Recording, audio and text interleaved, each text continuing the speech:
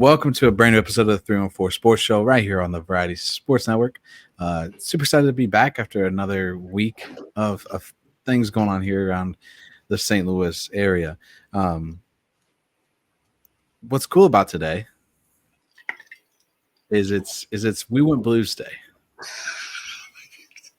Good old Brett Hall, man. Good old Brett Hall. Which also is the small version of the Blues won the Stanley Cup today, 5 years ago.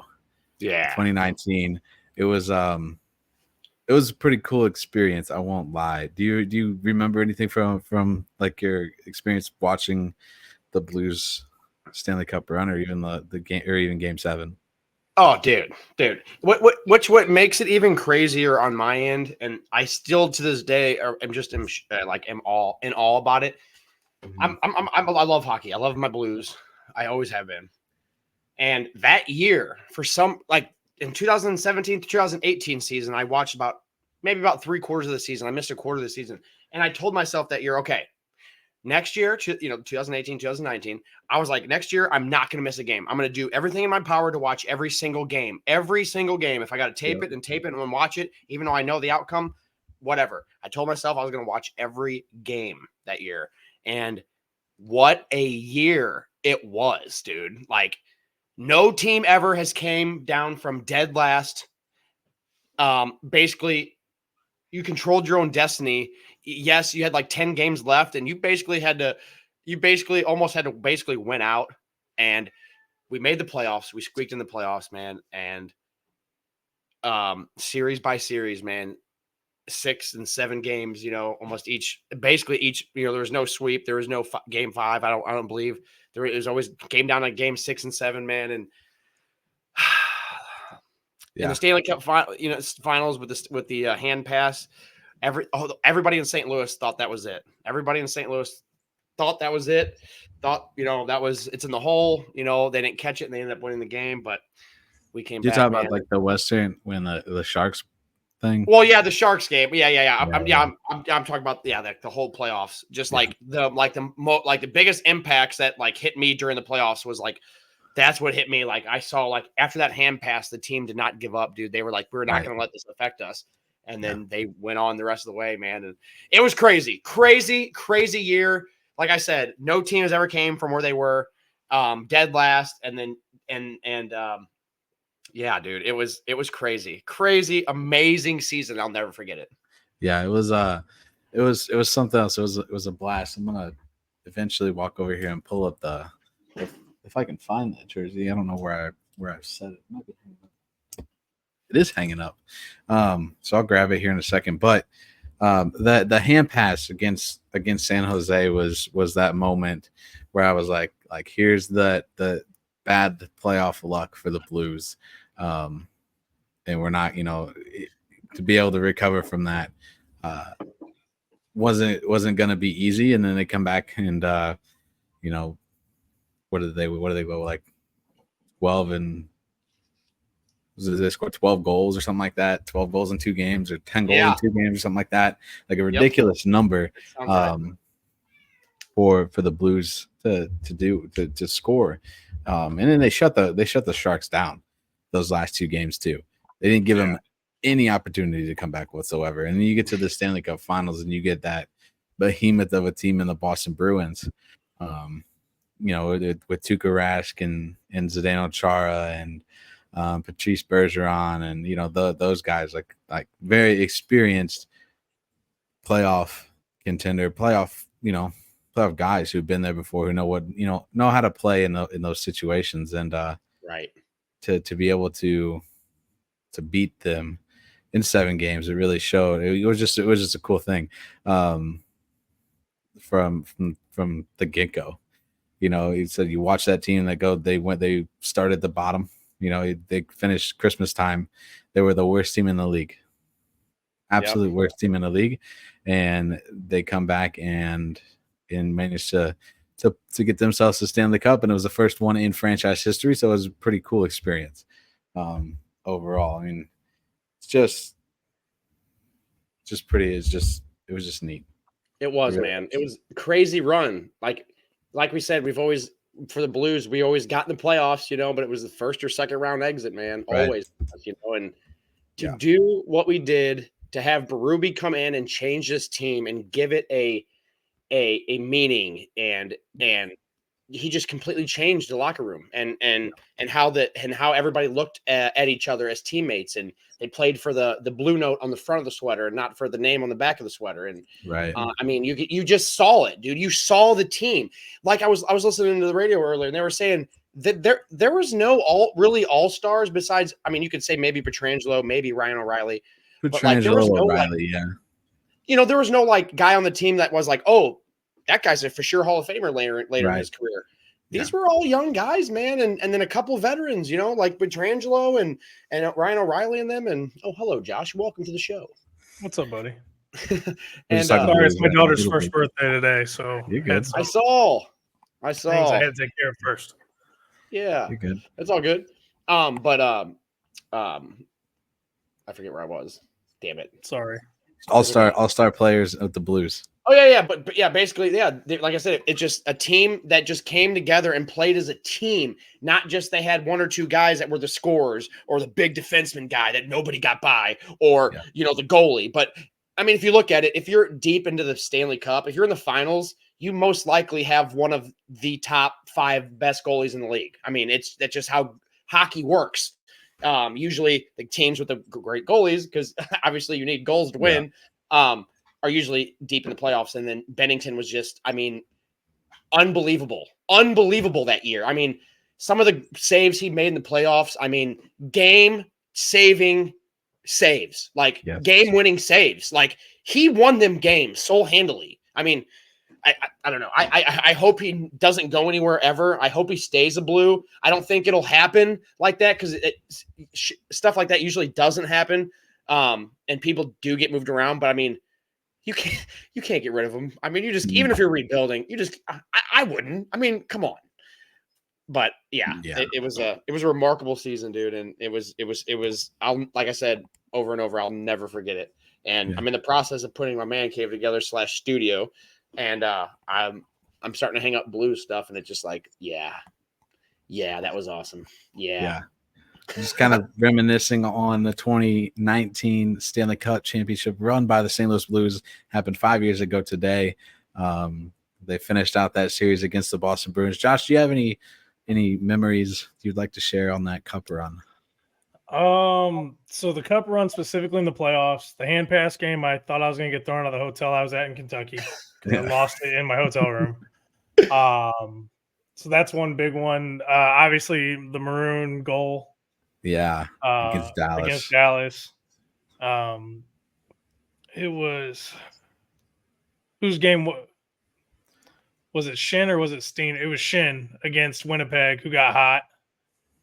And you had Shinner in that one. The Jaden Schwartz 15. It was Schwartz. It was Schwartz. That's who it was. 15 seconds. 15 seconds left into the third to get the game winner. Yeah, that was a good one too. And then Boom Boom's goal in game 2 for the win in overtime. I mean, there were so many good ones, but like if I had to pick one from each series, those are the obvious ones are Maroon and Schwartz, and who would be more obvious?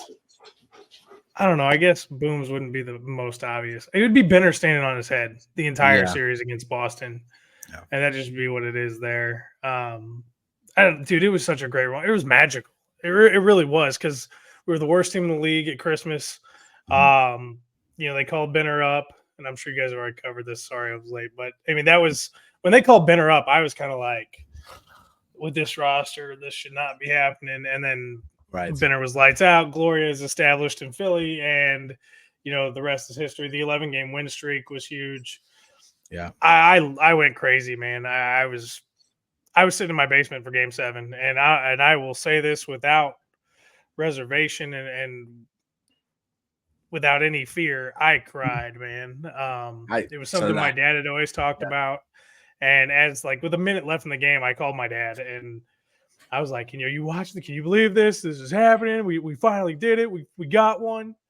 And he was I'm sure he was happier than I was, but he probably conducted himself better than I did, because I was just never thought the Blues were going to get it after what happened with San Jose a few years before. So it was a fantastic Cup run. I was really disappointed that DirecTV's feed didn't have the clinching games on any of the channels today, or at least I couldn't find it, so I couldn't record them because my DVR expires every 9 months. So every time it's on, I record it, and I couldn't record those. So no, it was an amazing run. We went Blues Days, awesome. It's been 5 years. It feels like it's been an eternity. I know, and I'm ready for another run. Like I'll just take a run. Just let me get to the conference finals, and I'll be happy. But I think we're 3 or 4 years away from that. In regards to what Jordan was saying, if you get rid of Bennington at this point, you're basically in full blown rebuild, and you're no longer to retool because you got to have a strong goalie back there. And I love Benner, but probably for different reasons than you guys do. Like you guys love him, probably. But I don't think they will either, and not unless Chief calls from Toronto and goes, "Who do you want? Tell me who you want." Austin Matthews. That's it. Nobody else. I don't even want Matthews. I want their not Nylander or what's the other guy's name? Not Merlot or whatever. Mitch Marner. Maybe it's Marner. I'd want. Maybe Marner. I don't know. They're so expensive, man. The contracts are just so big. You know how I am with that budget.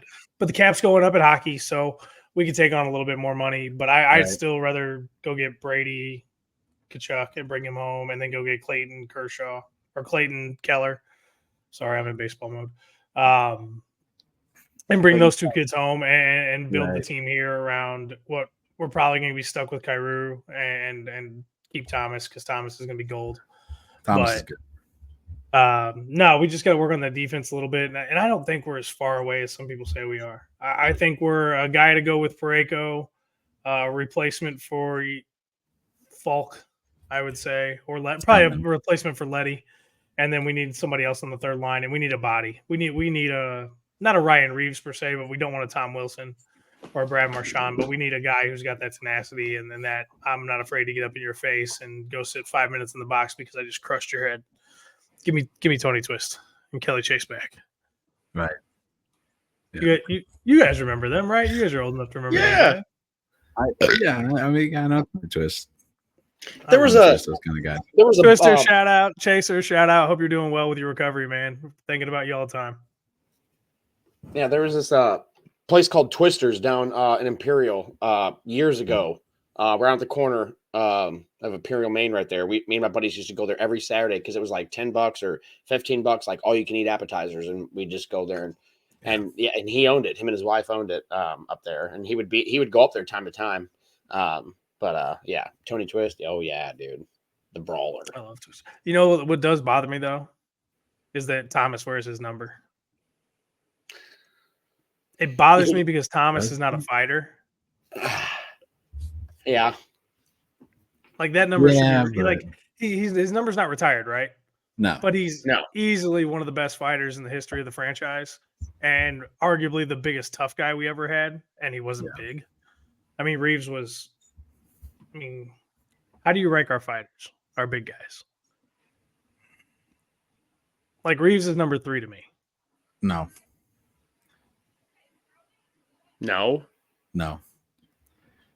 As in, like, go ahead, Seth. Twist, Tony Twist, Cam Jansen,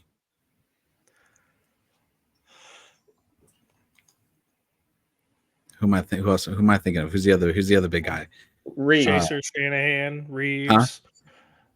Chaser, Shanahan, Reeves. Chase, Maroon. See, he wasn't here long enough for me to put him in the top 5. And that fifth one's tough.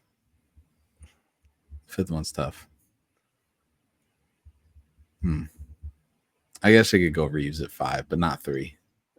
See, I'd have to put him at, because he was Terminator, man. So I'd have to go Twister because he actually broke a guy's helmet in a fight. Yeah. With his bare fists. And then I put Chaser with him because I don't know if Twist would have been capable to carry the load by himself without the other Blue brother. So I put those 2, 1 and 2. I put Reeves as 3 because he could just handle almost anybody on his own. Yeah. Shanahan was a fighter. I think people forget that.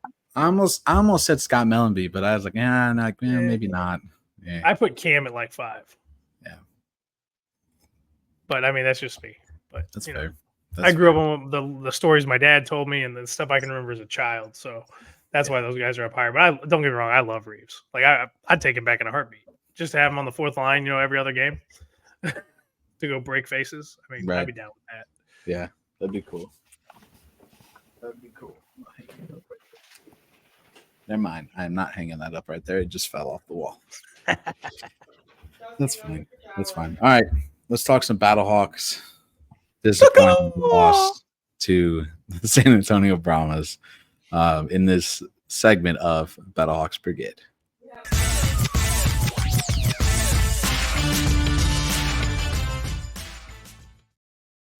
It was a rough loss.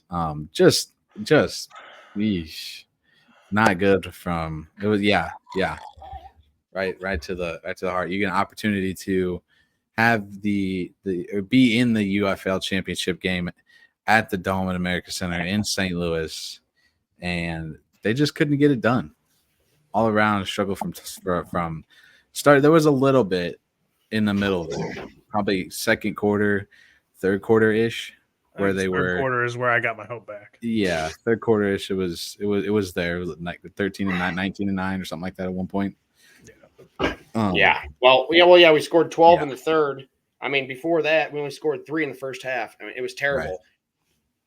Right. But you want me to go on, or did you go ahead? Go ahead. Okay, What's your thoughts on basically, the game? Yours. Basically, long story short, AJ was hurt. AJ's hurt. He came out. He had an emotional press conference. Basically, he was just doing that to show his kids that you fight through adversity and you fight through pain, and you be there for your team and stuff like that.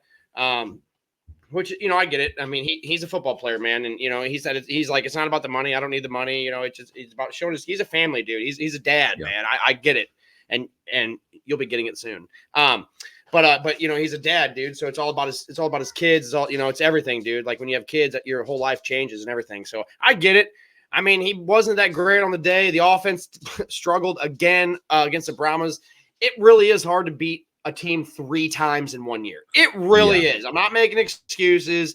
We barely won the week before, but our offense struggled again, dude. Our defense kind of held us in there, but we literally gave up one big run and another big passing play, and that was basically the game. If one of those 2 big play touchdowns don't happen, we're talking about possibly a different game, because that sets us up different towards the end of the game, and we don't have to go for the touchdown like we had to get. Like we went for the field goal. It's whatever. We had the 4th and 15 option, but that wasn't really an option. It didn't come into play. It was a crazy game. The environment was nuts. Our section got warned before the game even started because we were yelling at the Brahmas players real hard, and we were actually 41, the starting running back for the Brahmas. Yep. That dude was talking the most trash to us, and we were letting him have it. And finally, one of his coaches came over and grabbed him. And then, like 10 minutes later, like police officers, not security, police officers came over and were like, "All right, guys, we need you to calm down." And we're like, "What?" It's like we're not jumping over the and attacking them. He's like, "We're just this is football. We're talking just talking." And he's like, "Oh, just settle down." We're like, "Whatever, dude." So. And then, of course, he killed it that game. The running back murdered it. Both of them did. They had like almost 200 rushing yards. Yep. Yeah. He had, let's see, what was it? 41. One of them had like 120. He did. Anthony McFarland, number 41, 11 attempts for 115 and one touchdown. He had that 69-yard run for that touchdown. Mm-hmm. Yeah, the Brahmas offensive line was ripping apart the BattleHawks. Oh yeah, dude! All day. It was terrible. All day. There was gaps the size of the freaking Grand Canyon. I mean, it was ridiculous. So I've been watching some of the replays and stuff because I wasn't at the game, but watching it on TV, they get that real like closer up view of some of the runs and stuff, and it's like, how is that even possible? Like, you're talking gap. Like you could drive a freight train through it. It was bad, dude. Our O-line played like crap too. I mean, we couldn't really get anything going on the. I mean, we had 86 yards total on the ground. Sayers had 79 yards with 14 attempts, but I mean, he had a 23-yard run for his long. But I mean, other than that, I mean, we really didn't have anything. Nobody else did anything. Darius Shepard had a run for -10 when they tried. I don't know if you saw it, but did you see they had like 3 wide on the left with a lineman? Did you see that play? Yeah, so they called that play is called chaos. I was looking into it a little bit because I was like, "What is this?" They called it. You could hear AJ McCarron through the mic'd up stuff on Fox, and he was yelling chaos, chaos, chaos, chaos, chaos. That's what that play is called, and that's what they did. They bounced out. We in high school we called it something. We had something similar. We called it Texas because Texas is so wide. Yeah. With the line of scrimmage, like line of scrimmage is not wide, so Texas is big, Texas wide. So you bounce the offensive tackles out to like basically the hash marks. So just basically extra blockers. We did this play called we had this play called Fat Albert, and we gave if we were on the goal line, we'd call Fat Albert, and our biggest lineman would go to running back, and he would run it in. Yeah. There you go. That's why that stuff's illegal now. Yeah, right. But it was hilarious, dude. But yeah, man, they were just a better team. Social media, dude. I've been monitoring BattleHawks social media this week, and it's been rough. The unreal and the amount of hate towards BattleHawk fans, and they say we're like the pond scum of the league. We kept the league alive, baby. What? We kept the league alive. We've kept the league alive. We kept spring football alive for the last 2-3 years. It's really like that's like our only argument. That's all we need to say. Like if it wasn't for St. Louis, the XFL probably wouldn't have merged with the UFL because they would have been like, oh, look, we have 10,000 fans here, 5,000 fans here, 4,000 fans here. But in St. Louis, they have 30,000 plus every single week. What does that tell you? Like, come on. We have more people showing up the whole season or in one game than one team does the whole season. I mean, it's like, hello. Like, but anyway, everybody's glad we're out of it, blah, blah, blah. It's like, yeah. I mean, of course you're glad we're out of it because we're better than you. We were better than you actually during the season.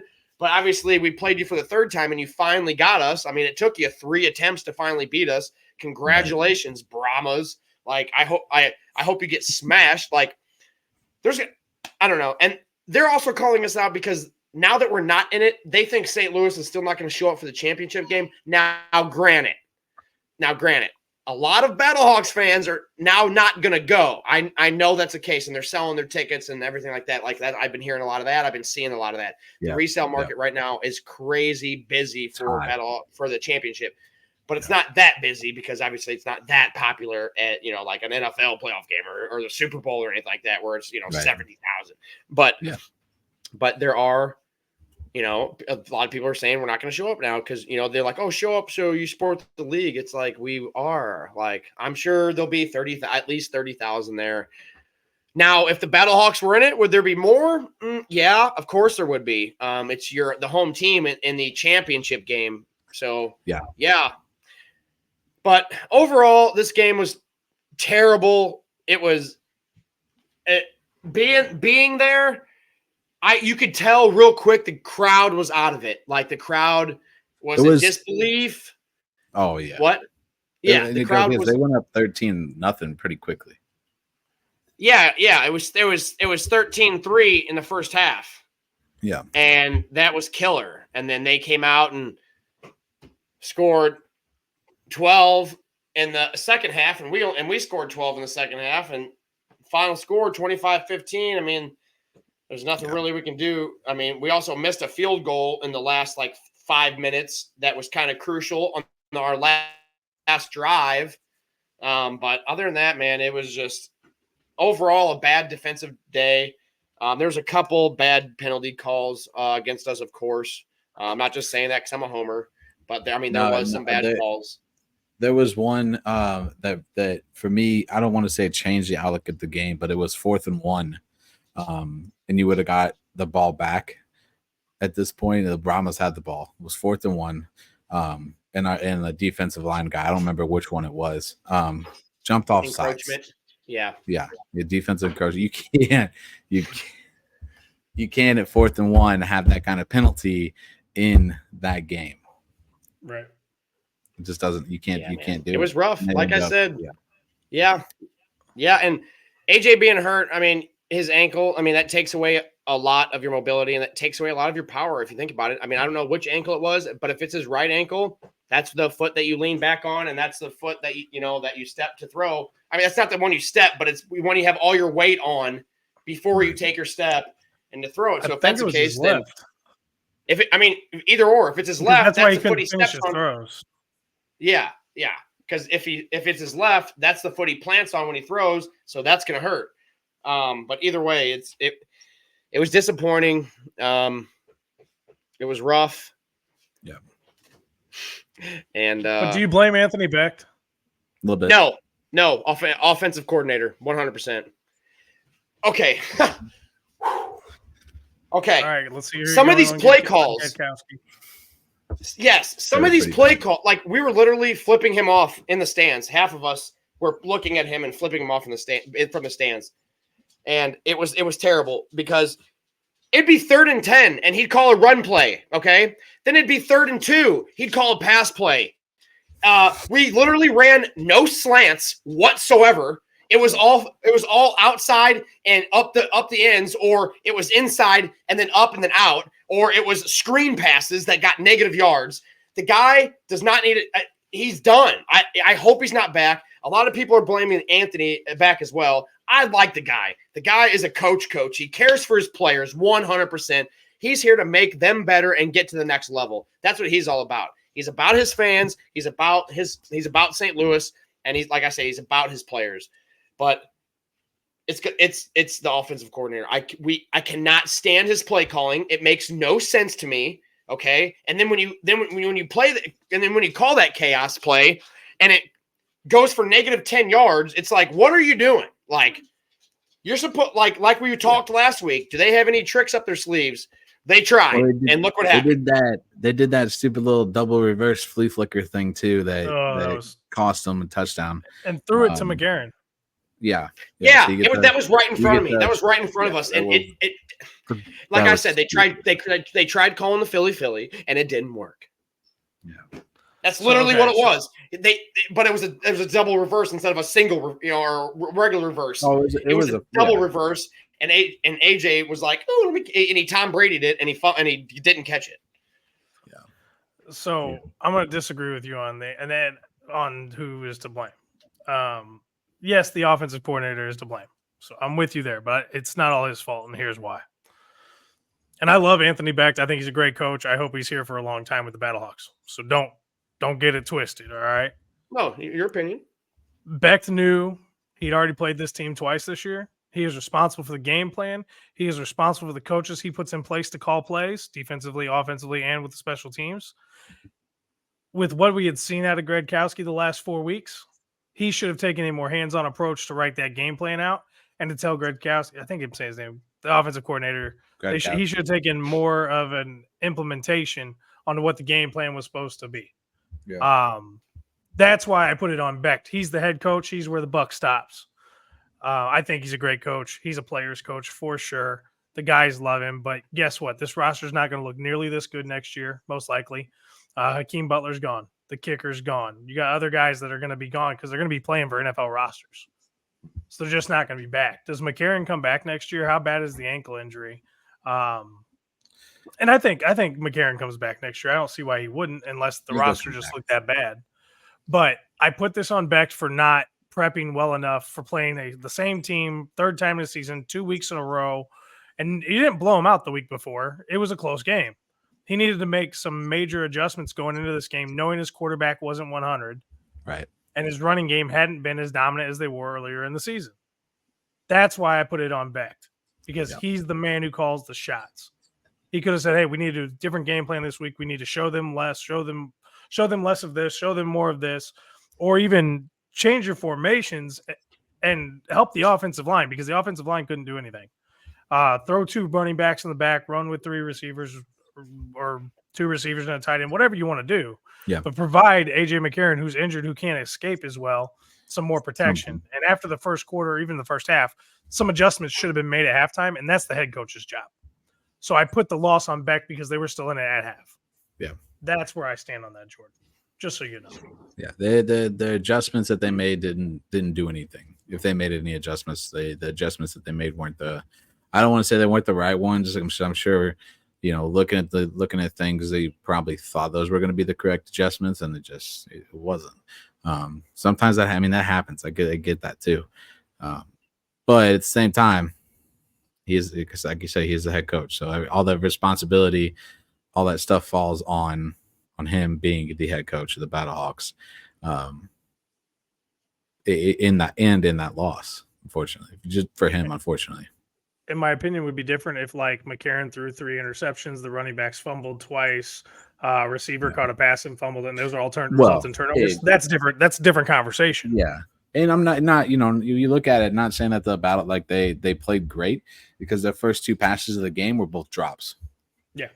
That immediately starts that, like, all right, like you got to pick up the pace. You got to figure out, you got to do something different to get that back, because those were two passes that's I think it was Sayers and Hakeem Butler don't usually drop. Right. And maybe it was just a little bit of non-intimidation, but just kind of nervousness got to the beginning of the game. Like, we got the ball first, we go down here and score, we're going to get this crowd really into it. Even though it was the lowest crowd that the BattleHawks had seen all year, which was crazy in my opinion also. There was a Cardinals game going on Sunday. Yeah, Father's Day is this Sunday. Yeah. Oh, that's right. That's this weekend. Yeah. There was a Cardinals game. What was going on last weekend? The Cardinals game. Well, yeah, but wasn't there something else going on last weekend? NASCAR. No, it wasn't NASCAR. No, that was the weekend before. Okay, so I have no excuse. My apologies. I don't think so. I stand corrected. But you look at those kind of things like that to start the game, those 2 drop passes, and you immediately suck you immediately suck the atmosphere out of the building. Yeah, right. With things like that. So, and then you punt it away. The dome almost collapsed because the air got sucked out so bad. Yeah. We need a new stadium, by the way. Yeah, but I would have to agree with you, Josh, on your thing on Anthony there. I mean, yes, he is the head coach, and yes, in the end, yes, it does come down to his decisions. But if you also look at it, I mean, they beat the Brahmas 2 out of 3, twice already that year. So, and yeah, they were playing ugly coming up into that game, but they were winning. Yeah, they lost those 2 games, but the way they were playing, like I said, injuries were starting to happen. Like AJ wasn't 100%. The O-line was terrible and banged up. That right there. I mean, if your O-line is banged up and your quarterback isn't playing good, that's your heart and soul right there, because your O-line protects your quarterback. And if your quarterback is not being protected, he can't throw the ball and make his plays. And if he can't make his plays, it's just a trickle effect. You know what I'm saying? So I agree with you. I agree with you. Yeah. So, I'm just saying, from my opinion, the offensive coordinator. I don't know why I can't say his name correctly, so I just say the OC. Skadkowski. Yeah, whatever he said. But because he does call the offensive plays, like that is his job. But yes, and I can't disagree at all with what you said with Anthony Beck. It coming down to him in the end as well, because he is the head coach. But like I said, he's a great coach, man. I think overall the team did great. Like Josh also said, the team's not going to look the same this year, because we are going to be losing some guys to the NFL. There's guys that are not going to make the team, or there's guys, maybe there's other franchises that are going to be opening up. Maybe they expand to, potentially losing guys to the NFL. Well, yeah. Oh, well, I mean, gone, I guarantee you Butler's going to make it. Or go. He was already there. Then he got injured. I mean, and he performed in the UFL this year. So, I mean, if he can stay healthy, which he did stay healthy all year with us, I mean, he can perform, man. Give him a good quarterback. I mean, that dude has a lot of talent. I mean, our defense played great. A couple of those guys already getting looked at in the NFL. One of the guys, Harvey or whatever, Cowboys are looking at him.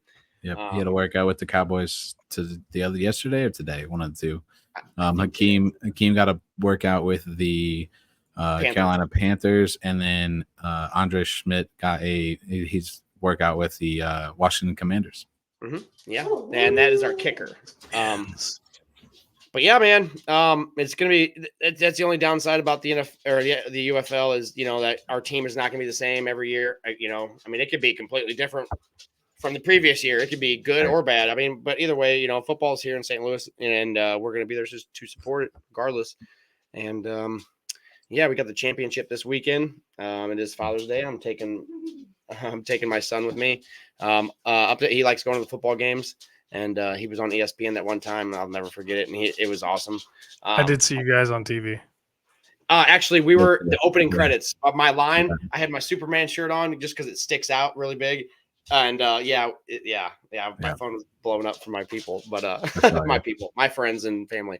But yeah, man, it's we'll be there to represent. We're gonna be there at noon. I think game's at 6. We're gonna be there. I think at noon again to tailgate and party for one last time for the year, and until next year comes around. Yep. Yeah, man, it's gonna be NFL's right around the corner. I'm excited for that, but until the UFL next year, man. I mean, we got the championship game next week, which, like I said, I will be at. We'll report on that next week. But obviously no BattleHawk talk next week, but I can report on the UFL on the championship game. Obviously, we can talk about it if you want. Right. Oh, for sure. Yeah. So it was a disappointing end to the BattleHawks season, but it was we're not going to complain because you get football in St. Louis. Yeah. So you're looking at one of the most attended franchises in the UFL all year, no matter what. So it was a good time. I got the chance to go to a couple games this year. So each game was different. Each game was fun. It's a blast. If you haven't got a chance to check out the United Football League, make sure you do that because as much as you probably, if you enjoy the NFL, you'll enjoy watching the UFL as well. You'll see a lot of familiar names, a lot of familiar faces across the UFL. Just some. You look at some of the guy like AJ McCarron.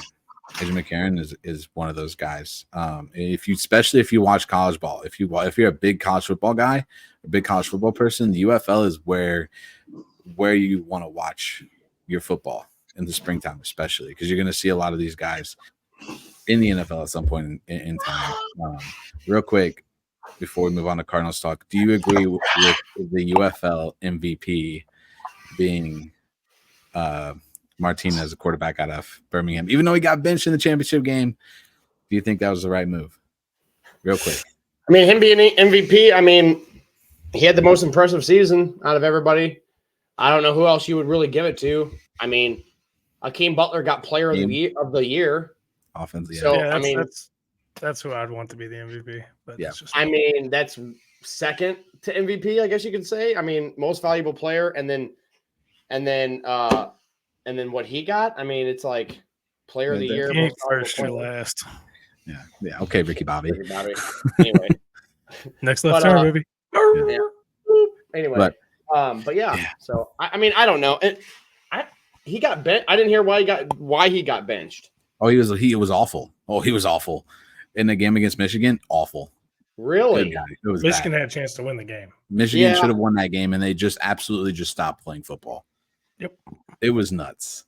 They were up 18-3, I think, at one point, and they didn't score a single point in the second half. Birmingham scored like 24 unanswered points or something like that, and won 31-18. Wow. Yeah.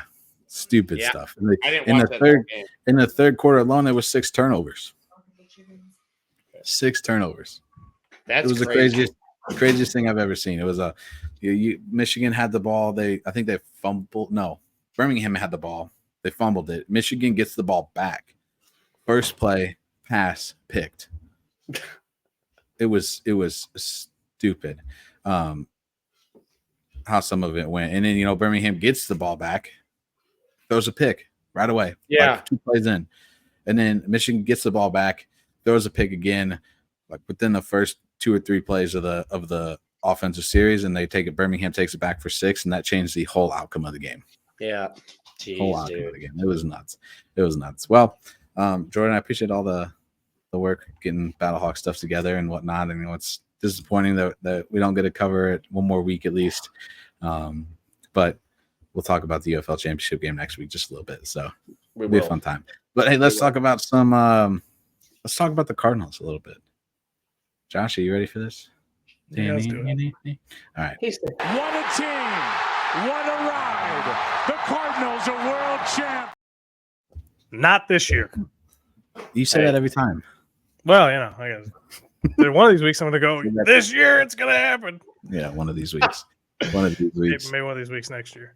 This is the Cardinals Chronicles right here on 3 on 4 Show, Friday Sports Network. Josh, what do you think of the Cardinals play right now? Jekyll and Hyde. Yeah. That's what the best description I can give you. Man, they're frustrating. It's frustrating. When they're good, they're good. When they're bad, they're real bad. Last night's game was awesome. Yeah. I don't mind losing a game like that. Yeah. And that was a manager fail, let's be honest. Ollie has been better as of late, but last night he screwed the pooch. So he's human. He makes a mistake, and he cost us a game. It is what it is. It's not the first game he's cost us. It's not going to be the last game he cost us. But we're not here to talk about Marmal tonight because he needs to get thrown out. Okay, last thing I'll say about him. He needs to get thrown out again here real soon so we can go back on a hot streak. Yeah, it's going back and forth, win-loss thing isn't going to do a whole bunch. No, you got to win 2 out of every 3 at this point, and you need to have some sweeps. But it is what it is. It's where we're at. We're back in the bottom of the standings. We're tied for last with the Pirates and the Reds. So half game changes that like that. It's just stupid. Yeah, I guess we're tied with the Reds. We're an extra half game behind the Pirates. We win tonight. That makes a big difference. Yeah. This team. Oh, Lord. Sonny Gray has been a problem right now. He is not the guy he was at the beginning of the season coming off an injury. I don't know what's happened to him. He had a good game tonight. I think he had 9 or 10 strikeouts. I've got the game on. Yeah, 6 innings. It was 9 or 10 strikeouts. Yeah. But since last time we were together, we played the Rockies, and there was a 4-game set with the Rockies. We did win the last game with the Astros. So we went win, loss, win, loss, win, loss. We should win tonight. Before that, we lost the first 2 with the Astros, and lost the first 2 of the Phillies and 1-1. So we're just in a bad way right now, and this is where we really needed to get hot. This was the month for us to catch up and make a run and be big time buyers at the deadline. I know our headline tonight was, will the Cardinals be buyers or sellers? I think we're going to be buyers. I just don't think we're going to be the buyers that everybody wants us to be. But if you're a real Cardinals fan and you watch Cardinal baseball and you understand, you listen to Mosaic talk, this is going to be a lot like 19, in my opinion, where we went and we picked up a couple of old guys and they got us to the finish line of the season and got us in the playoffs. But I don't think they're going to make any big changes. The big thing that happened, or that I got out of Mosaic's last press conference, was Dylan Carlson. They've decided Dylan Carlson is not the guy. And he was the guy that Mosaic said, you're going to have to pry him from my cold, dead fingers. What happened to that? So we've talked about this numerous times. It was just a miss. Misses happen. Arenado's made a great throw from third to end the top of the 8th, by the way, to get him out. But it's frustrating. We need to get the next 2 from the Pirates. We need to take 2 out of 3 from the Cubs, and we need to sweep the Marlins and get back on track for this series against San Francisco, because then Atlanta comes to town and we get 4 against Cincinnati to end out the month. So it's not over yet this month. We can still make things happen, but now the pressure is just really on because we didn't win enough early in the month. We should have taken 3 out of 4 from Colorado. Really, we should have taken all 4 games, because the 2 games we lost by 1 run. The 2 games we won by 3 and we won by 4. So inexcusable to split the series with Colorado. Houston is on the road in Houston, man. I mean, it happens. We lost by 3 and we lost by 3. Yeah. And then we won by 2. So what this really comes back down to, if you're looking at scores, is our run differential is horrible. We're still like minus. Well, let me get the real number. I have it right here. We're minus 41. This is before tonight's game. The Brewers are plus 61. The Cubs are minus 16. The Pirates are minus 22. The Reds are plus 13 because they have an explosive offense and they don't have enough pitching, and the defense isn't as good. So they don't have a bullpen. They don't have a bullpen. So I mean, Cincinnati and Pittsburgh are going to recede. I still think the Cardinals work their way back up to third, if not second. The games against the Cubs heads up are what's really going to matter there. I think that's what's going to decide second place. But we still got a chance at the wild card. I mean, in all honesty, every team in the NL is in the wild card hunt still, mathematically. There's what, 5 teams that have a above 500 record in the National League still, right? Is it 5 teams now? Yeah, it's 5. It's 5. There's only 5 teams with a winning record right now, which is ridiculous. But the only 2 that are technically out of the playoffs, and they're not mathematically out. Mathematically, but yes, Miami and Colorado. Yeah. I mean, we are 3 games better than the Mets, and the Mets would be the last team that are in contention because they're only 4 games out of the wild card. We're only 1 game out, tied with the Washington Nationals, which we all thought were going to be trash this year. The Reds, the Diamondbacks, we thought were going to be better, and then the Pirates and the Cubs are a half game out, and then San Francisco actually has the last wild card spot right now. So right. And there's really only going to be 2. There's going to be 2 wild card spots available, most likely, unless the Padres fall off. Then there might be. I mean, I don't know, man. I still think there's really only 1 wild card spot open. I don't think the Padres are going to fall off, not with the acquisition of Rise. So no, they're too far. They're a more solid team, more put together team. Yeah, they're better than some of the others in the National League, and I don't know if that's a team that the Cardinals can.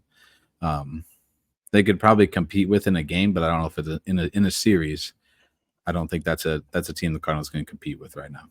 Not in a 3 game series, but maybe in a 5 or a 7, maybe. Right. So it's frustrating, but so I think we go out and we get some retread pitcher to be our number 5, somebody cheap, somebody that's not going to cost us a ton, and we want to.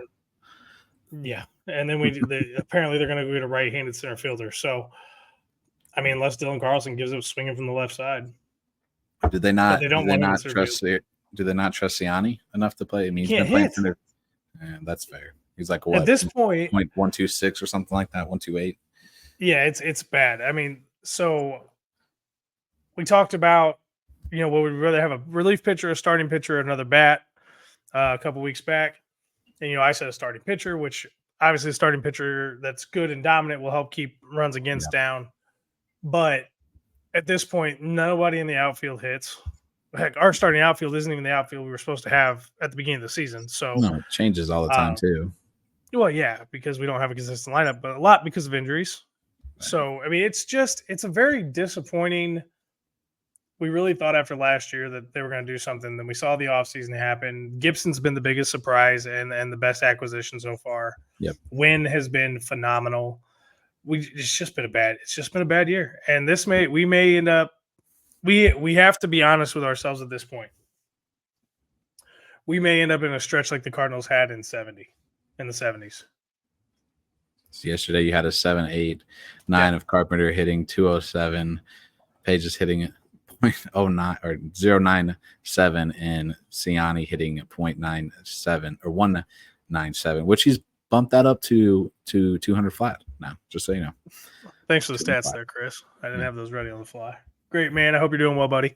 So it's right now it's frustrating. I mean, that's what it is. Yeah. But again, it's a long season. We're in a weak division, in a weak league. Let's call a spade, call a heart a heart. The National League is weak. Yeah. They're weak this year. So that's why we're still probably going to be buyers at the deadline. It's just we're not going to be the kind of buyers we want them to be unless something comes up. Lopez comes available from the Marlins. Yeah. But it has to be it can't be ridiculously expensive at the same time. Right. It's going to have to be the perfect scenario if we're going to go get somebody. It's going to have to be a Nolan Arenado kind of pickup is what I feel it's going to be. It is hard to win a third-year lineup. Yeah, you're right. You're absolutely right. And I would venture to say, 2/5 of the lineup is bad. Herrera's been good recently. He's really good. And he's much better at the plate than I thought he was going to be. He calls a really good game. But good God, if he does not work on his arm in the offseason, I'm going to have to give up hope on him. And I don't know what that's going to take. I don't know. His pop time's not bad. But, I mean, it's not great either. Don't get me wrong. I'm not saying it's fantastic and the arm's the only problem. But he's got to get that combination worked out. And I think Herrera could really be something. Hell, he stole a bag earlier in the game. I didn't know he was fast enough to do that. So, I mean, we're seeing some of the young talent now that's getting consistent playing time. We're seeing what they are. And we've seen it since day one with Mason Wynn, grabbing the reins and just rolling on it. and taking advantage of the opportunity that's been presented to him. Herrera, when he covered for Contreras early in the season, got hot with the bat. He was good behind the plate. Then Contreras came back and Herrera slumped, and we were all kind of like, ooh, what is this?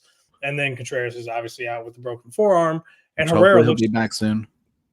Hopefully, again, we'll see what that ends up being. If it's just at the plate offensively or if he's back behind the plate, we'll see what kind of abuse the hand can take. I mean, can he catch 9 innings coming right back off the bat? I know he did be able to take it. Right. I know he did a bullpen session. It was what Katie Wu was saying is he did a bullpen session the other day. He got the okay for all baseball activities, right, but not the okay to playing a game yet. Yeah, from my understanding. So, and they said I got the same understanding. Probably won't see him until at least July, if not later than that. I wouldn't want to see him before the All-Star break. I'd be like, dude, just wait till the All-Star break's over. Right, come back after the All-Star break, a little more refreshed, because it's what the middle of July, right? It's like the end of the first week of July. Yes, it's right around there, like the 10th or something. Yeah.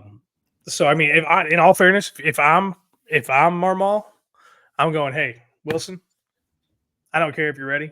I'm not bringing you back till the deadline and see what we go get. Right. If we're not going to get anybody, you can come back in August and just get in shape for going into the offseason. But I don't want to risk it. I want that arm healed because I need you next year. Yeah. And I may need you at first base. Because if Herrera is good enough behind the plate and he can work on that arm and that pop time, and he can be what we need him to be, not what we all are used to and love and miss and appreciate more now than ever. But if you can be enough, we can put Contreras at first. I think Contreras we don't have to worry about Contreras calling games, although he was better this year than last year. What I think they do is they if that's the case, if they want to stick with Herrera and keep him around, is they keep doing the split thing. And I think we'll see Herrera DH more than not Herrera, Contreras DH when he's not catching. Which I'd be fine with that. Yeah. But I mean, if Goldschmidt's not here next year, right, then if we can move Contreras to first, we don't have to go acquire a first baseman. Yeah. That's not more money we got to add to the payroll, which we can go spend on a pitcher. Right. 2 or 3. Well, I mean, you have first basemen in the organization that you could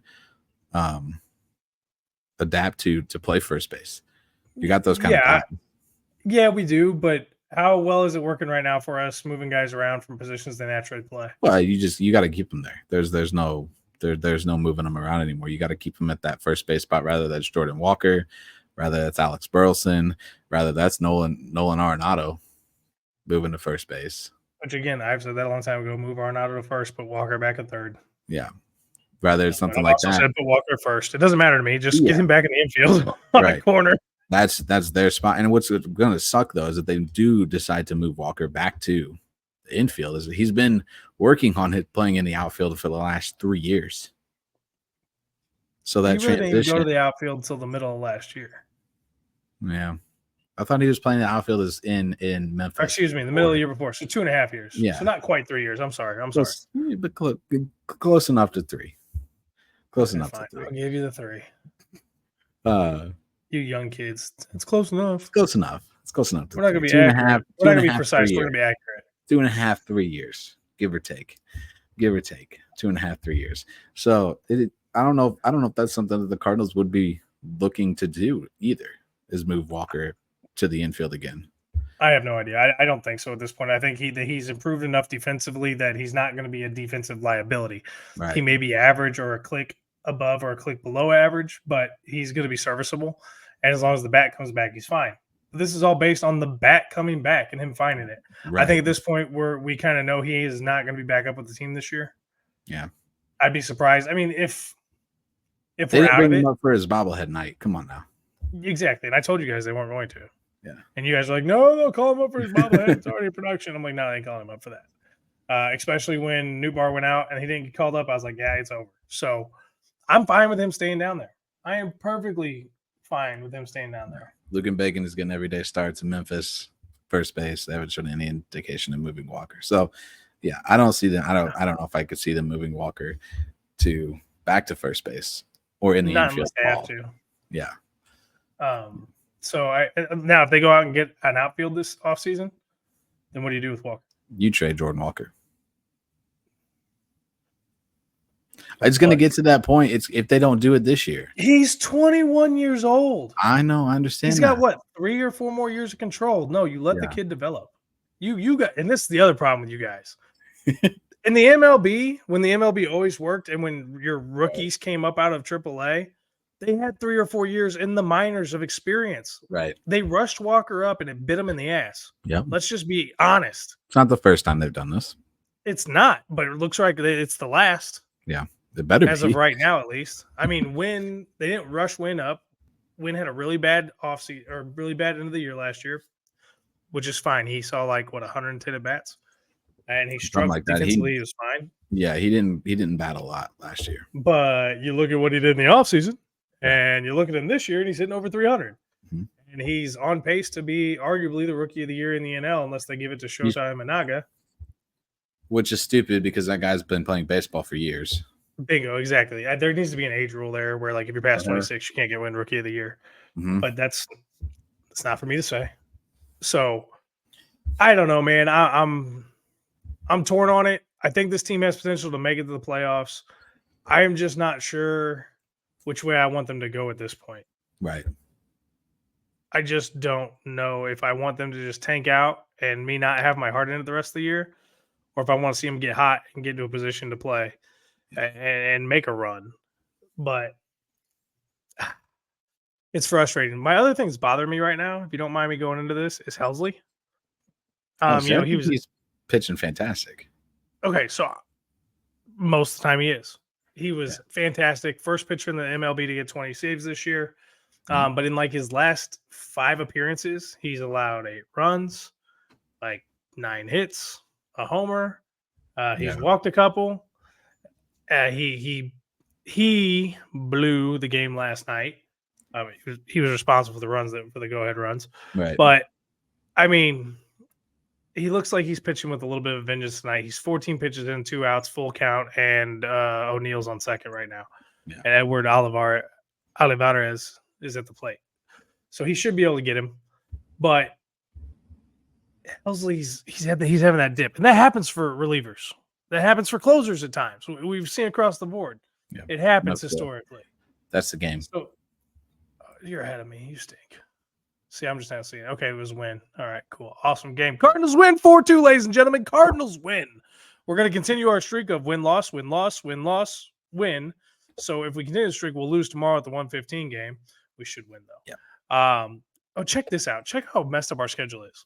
1:15 tomorrow against the Pirates. 1:20 on Friday against the Cubs. 1:20 on Saturday against the Cubs. 12:05 on Sunday against the Cubs. Why do we have 4 afternoon games? And did you know that we haven't even won 10 games this year playing in the afternoon? It doesn't. We're 7 and 16 in afternoon games. Yeah. So I'm they're setting us up to lose in Chicago. And then you get, I know, because my app is off, but then you got 5:40 in Miami, 5:40 in Miami, 11:40 in Miami, 11:40. 11. Hey, at least I'll be able to listen to that game at work. Yeah.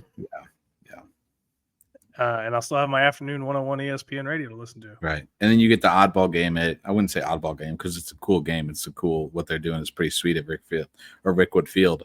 But that's the only game there. They're not playing all 3, right? Yeah, it's just one. And so they're playing one. So they go from Miami to Alabama. I think that's where it's at, isn't it? Yeah, it's in Alabama, it's Birmingham. So it's not like it's out of the way on the way home. It's right. But then Miami. You have to come back home and play 2 more in St. Louis. You get a day off there for travel. They do. I didn't see that part. They play Saturday, Sunday. So Saturdays, and then you're in a streak from the 22nd through the 30th. You're nonstop at home. Yeah. Against the Giants, the Braves, and the Reds. So why not just play those 2 games there?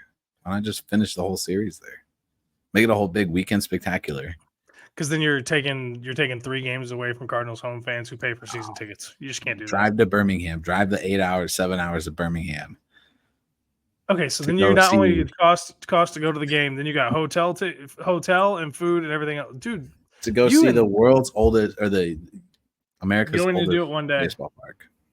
You only need to do it one day. Yeah. People have jobs; they can't be taking that off. It's an extra vacation for people. You do it on a weekend. You do it on a weekend, like they're doing. But you're missing the opening game on Thursday. Yeah. Then, if you're going just down for the weekend, they should have switched it and put the game on Sunday and not done it. And not done it on Thursday. And then brought the Cardinals back home, so they go to Alabama for 1 game and they come back home for the next 7. Yeah. Okay, that's not logical. Yeah. That's not logical, but it makes sense money-wise So for the MLB. Yeah, well, it piss off everybody in St. Louis. Yeah, you're right. It's fine. Could be I mean, yeah, you got to compensate the season ticket holders. You're giving them. It's like when the NFL pulls the one game over in London, and they do it to the Jaguars twice every year. Like if I was a Jaguars fan and I had season tickets, I'd be mad as hell. Yeah. I mean, you get the opportunity to go over there, but still, you still gotta fly to London or Germany. Angry. Yeah, Whatever. London or Germany or wherever else they might go. Mexico City's not bad because you're still in the same like area technically. Yeah. Same set of time zones. We'll put it that way. You're in the same set of time zones. Right. So it's by the end of June, I will have a much better feel about where we're at, I think. But as of right now, I don't know. I did not know, guys. Did not know what's going to happen. It's very sad. A little sad, but it'll be okay. And Kansas City's getting killed tonight too. Yeah. Hey, so what'd you think about the jerseys for the Birmingham game? I think they're cool. The St. Louis Stars throwback uniform a little bit, or it's not a little bit, it's the whole thing. The only thing they're missing a little bit that I noticed when you look at the old pictures of the St. Louis Stars compared to this jersey, the tribute jersey or whatever, is the St. Louis Stars had the little bit of that like faded pinstripe look in it. I wish that would have popped up or shown a little bit more. I think that would have just been like, the jerseys are cool. I love the hat. Cool. The hat's cool. See, I'm getting the hat. Oh, I'm buying the hat if I can find it. But I wish they would have added that little bit of like faded pinstripe. I think that would have just made the jersey look even better than it does. Yeah, but we know who's making the jerseys right now, and the quality is absolute crap. Nike is. So, Fanatics. Nike's making the jerseys. Well, Fanatics is the name on the jerseys. Distributor. Yeah. Fine, whatever. Yeah. I know you got to buy them through Fanatics. I mean, you can buy them through Nike too, but it's Fanatics. They're blaming Fanatics for the jersey, the whole uniform screw up this year. It's really Nike's fault. I'm on board with that. I mean, I'm even better with it being Nike's fault because I can't stand Nike. Yeah. I hate Nike. Yeah. I used to love them. When I was a kid, I loved them. Really MLB's fault for screwing it all up in the first place. But like, why does the MLB have to ruin everything that's good? It's not just I'm actually a little hopeful because the NHL is changing all their stuffs to Fanatics, like just straight up like on ice jerseys and everything too. Yeah, I'm nervous about how bad they're gonna look. I don't think they're gonna be as bad as we think they're going to be. I think we're gonna see a Fanatics takeover of all on-field uniforms at some point in time. Do you remember when Fanatics used to be cheap? Yep. Like the quality was good, but the price was low. The value was out of this world. You could buy a shirt for like $14. Yeah. Yeah. And now it's not like that anymore. It's an absolute atrocity. And they can't spell names right on the back of uniforms. Don't get me started. Don't get me started on that. But no, I mean, don't worry. We got the W tonight. Yep. So woo. We got a game again 1:00 tomorrow afternoon, and then you got 3 1:00 games in a row, guys, and then you got a 12:00 game. So get ready for afternoon baseball. 1 at Busch, and then 3 up at Wrigley, and then we head down to the South Beach, take on the Marlins, who for some odd reason are a horrible team, but they have our number. So they're awful. Give me 2 out of 3 against the Marlins, and I'm happy just because they Skip Schumacher has our number. So yeah. Bring him up. I was going to say, you're soon to be Cardinals manager. I could only hope. Yeah. Arenado had a big night tonight, 3 for 4, a double, RBI, and a run scored. Yeah. I don't know if Skip is the best choice because that's the whole reason why he's getting out of Miami is because he's not a yes guy. That's why he's the best choice. So, but Mo is a yes guy. Mo wants you to be a yes guy. That's why he has. Mo needs to earn fans back if he's going to finish out his contract without. And bringing Skip Schumacher in would be what he needs to do. Yeah. Because guess who else comes back then? Molina, John Jay, and Pujols. I think Pujols is going to take a couple years to enjoy himself. Yeah. I think that's what Yachty's doing. I think Yachty's mad at Ollie. He's mad at Marmol. That's what I think. Some of it. Rephrase it. Mad at Ollie Marmol and mad at Mozeliak, and I think that's why he's not around right now. I don't blame him. I don't blame him at all. Not one stinking bit. Everybody knows he managed the team his last year here, and they were much better off with him around, and then he got passed up when he shouldn't have. So Yeah. You're right. You're right there. I'll give you that one. Oh wow. Yeah. Don't usually get that from Brandon. That is false, actually. That's false. Anything else before we wrap Fact up? check true. 7th inning stretch tomorrow night, Right. right here on the YouTube. Yeah. We will have next left turn this week. So In we're Iowa? coming back. We took our week off. Yeah, baby. First time? No, I guess it's not because I was wrong. I didn't know. It's just been so long since they've been to Iowa. I couldn't remember it. So I've been seeing this is the NASCAR's return to Iowa. So I got to do a little bit more research before I give you my pick for the week. I haven't gotten it from Aaron yet, by the way. I'll probably get it tomorrow. That's fine. But yeah, we got 7th inning stretch. Does Double Double have a show this week? I'm sure they got a show this week because we got NBA Finals. So you got 7th inning stretch tomorrow. Double Double is going to be on Friday or Saturday. Hopefully. Next left turn is going to be on Sunday. 5-hole will be on Monday. So we got a big week coming up. All the normal shows are here. Wrong. What? We're doing our Stanley Cup recap things after the game. Oh, that's right. No normal 5-hole on Monday. No more normal 5-hole on Monday. Unless there's a game. Unless the series is over by then. Well, yeah, that's a different story. Are we taking next week off from the show? Are we taking a break? I think so. I think we're going to take a week. So for those watching, we won't be live next week. We're going to take a little bit of a break. Think a little bit slow right now with St. Louis sports. So we're going to take advantage of that and give ourselves a little bit of a break too. You know, we've been really trying to make the show top notch as much as we can on our side of things for you, because that's what we care about. So, you know, we've had to make some changes due to Facebook. So I don't know if this show will be exclusive to YouTube from now on, but there's a possibility. So if that's the case, as always, make sure you subscribe to the channel right here, Variety Sports Network, so you don't miss out on the episode of 314 Sports Show, which is your sports show for all St. Louis sports. So you might see myself again tomorrow night after Game 3 of the Stanley Cup Finals with whoever wants to come on for that one with me. I'd imagine Brandon and Aaron will be there again. Maybe we'll get Jerry on this time. We'll see. I won't be popping in for this one. Yeah, lots going on. It's NBA Finals, Stanley Cup Finals, UFL Championship game. There's a lot going on. Heart of the baseball season. Cardinals and Cubs this weekend. I mean, I'll be busy. Yeah, it'll be fun, but it'll be all right. So we won't see you next week. We'll see you in 2 weeks, I guess. Then 26th. Is it the 26th? This is the 26th. Well, today's the 12th, so 2 weeks will be the 26th. Close enough, give or take. We'll be playing. That'll be the rubber match for the Braves series. Oh, that'd be a good one. Yeah, we'll see. That'll be a good one. So, as always, again, we appreciate you watching. I know things are a little different. We went exclusively on YouTube tonight for the first time, so hopefully you tune in. You can tune in at some point in time and catching the replay of the show later on, and whatnot. We definitely appreciate you watching, and we will see you in a couple weeks.